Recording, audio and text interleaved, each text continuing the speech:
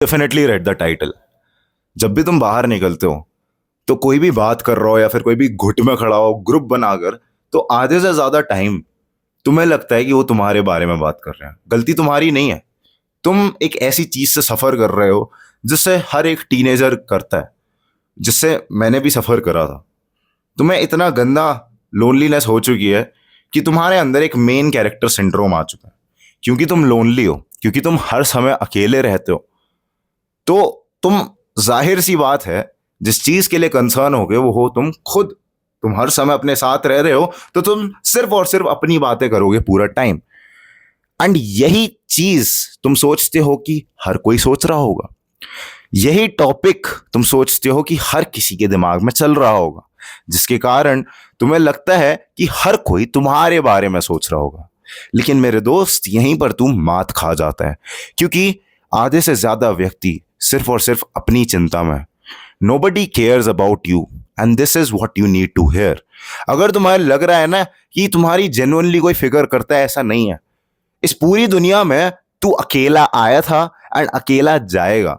तुम्हारे साथ तुम्हारे घर वाले हैं, लेकिन they are also not permanent. सुनने में बहुत दुख सा लग रहा होगा कि भाई, लेकिन सच्चाई बताऊं, कभी ना कभी तेरे मम्मी पापा खत्म हो जाएंगे।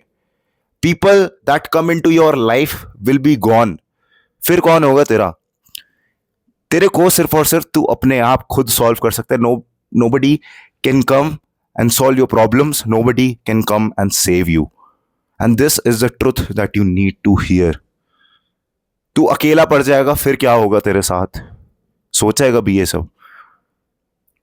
एंड तेरे को फिक्र किस चीज की हो रही है कि लोग मेरे बारे में क्या सोचेंगे। मेरे दोस्त हंसते हैं तो शायद वो मेरे बारे में हंस रहे हैं। ऐसा नहीं है मेरे दोस्त।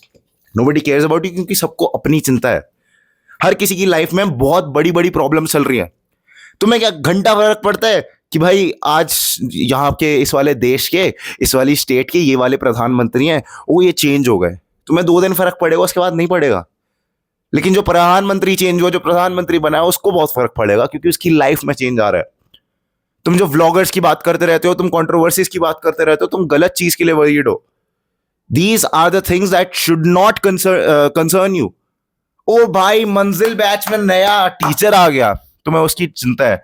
इवन दो तुम मंजिल बैच में आज तक गए नहीं हो, तुम हो ही नहीं उसमें, इंक्लूडेड ही नहीं हो।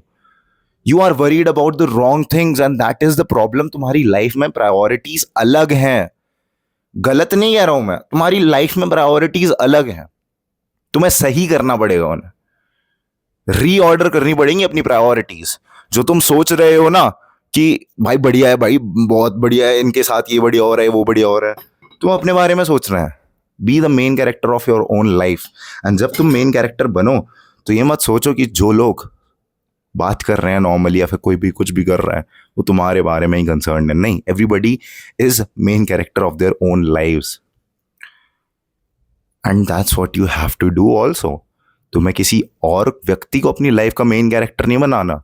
इतने व्लॉग्स, इतने स्ट्रीम वगैरह देखकर ये मत सोचो कि ट्रिगर्ड इंसान तुम्हारी लाइफ का मेन कैरेक्टर है। उठते सोते हकते हर समय तुम उसका थॉट नहीं रख सकते। तुम अपनी लाइफ में क्या करोगे, तुम्हें वो थॉट रखना है। This is what I wanted to tell you in the short video. Thank you for watching. Grind set करते हैं, माइंड सेट तेरा बदल ही रहा हूँ मैं जान।